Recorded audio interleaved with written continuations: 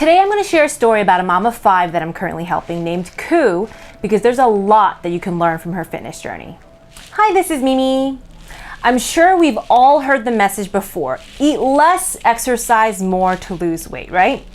But I'm sure we've also heard that too much of anything is not good.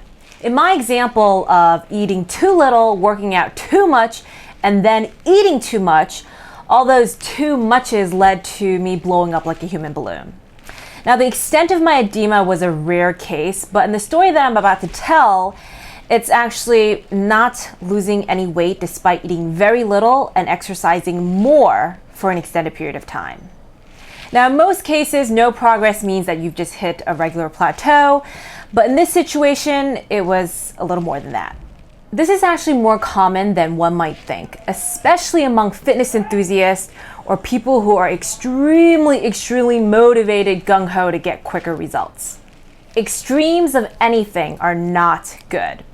I'm going to give an overview of Koo's fitness journey, starting from the very beginning, just because I think there's so many aspects of it that people can relate to, and there's some pretty good learning along the way. Koo was pretty athletic as a child. She gained muscle very easily, she was really strong and fast in track, and she had no weight issues. In college, she got married and gained a little weight. In the US, gaining a college freshman 15 is very common, but Koo also had 2 children during that time, and she ended up weighing a number that she finds pretty horrifying today: 190 pounds. She then started her work life and joined a gym for 3 months and lost 30 pounds, dropping down to 160 pounds.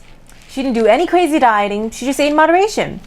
Although it was fatty and fried foods, and a staple of many Asian diets, tons of rice every day. And the only thing that she did at the gym was cardio, which is a very common start for females who are afraid of lifting weights, either because they don't know how to and they don't want to look stupid, or they mistakenly believe that lifting weights makes them bulky. One of the keys here is that she did not eat an excess amount of calories, because if she did, there's no way she would have lost 30 pounds in 3 months. And if she didn't eat as much fatty and fried foods as she did, she would have had even better results. As far as eating tons of rice every day, absolutely nothing wrong with eating rice and carbs every day, as long as it's within a moderate amount of calories. For more info on that, you can watch my video on my thoughts on the If It Fits Your Macros diet and weight loss in general. In terms of progress for anyone, one key thing to look at is what is their current situation and what did they previously do? Where are they coming from? Because without that holistic knowledge, you really can't give someone very specific advice, and it's just not ideal. Now, if health and fitness has not been part of someone's life, their bodies are going to respond very favorably to either exercising or eating better. In this case, it doesn't really matter where it's coming from: cardio, weight training, or eating better. Starting somewhere is better than nothing. Beginners will generally have much faster progress than someone who's seasoned, only because it's such a change in status quo. It's a big shock to their system, and there's a lot of room for progress. Her 30 pounds of weight loss included both fat and muscle. Now, ideally, you want most of your weight to come off of fat and not muscle, so you can still look toned and not so much skinny fat. I talked more about this in last week's video when I talked about how diet, weight training, and cardio contribute to weight loss and where your priorities should lie. So check that one out if you haven't already.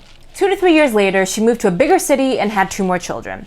There was a job at her gym, and she ran 5 to 7 miles a day. She also did the Stairmaster at home, which, by the way, is the most kick-ass cardio machine.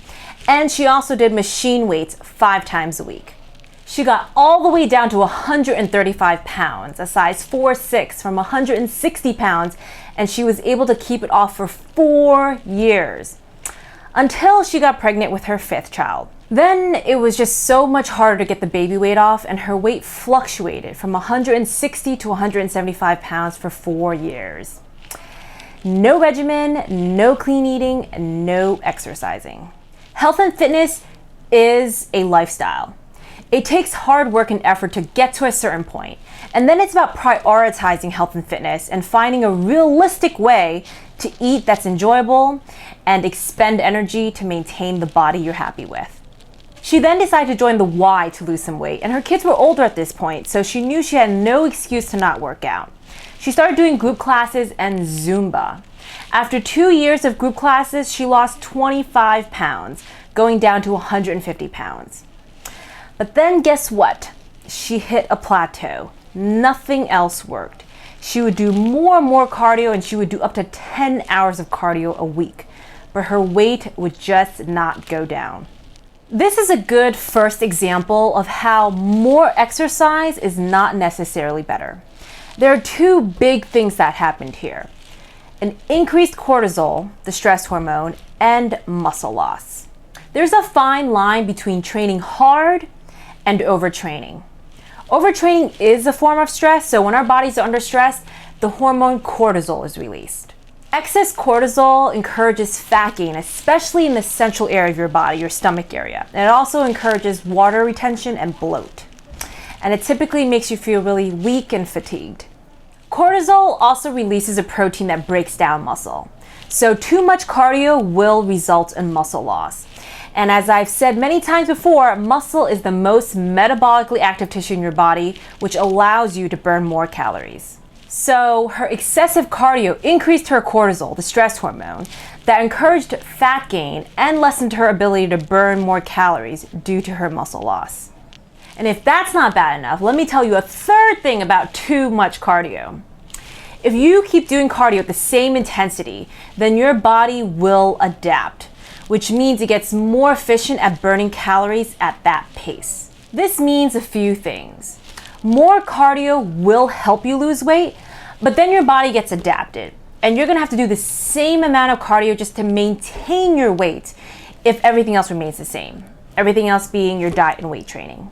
So you'd have to increase your intensity, or increase your time, or both. But then you come across the same issue that I just talked about, which is then you end up doing too much cardio that will raise your cortisol levels, that will stop your progress.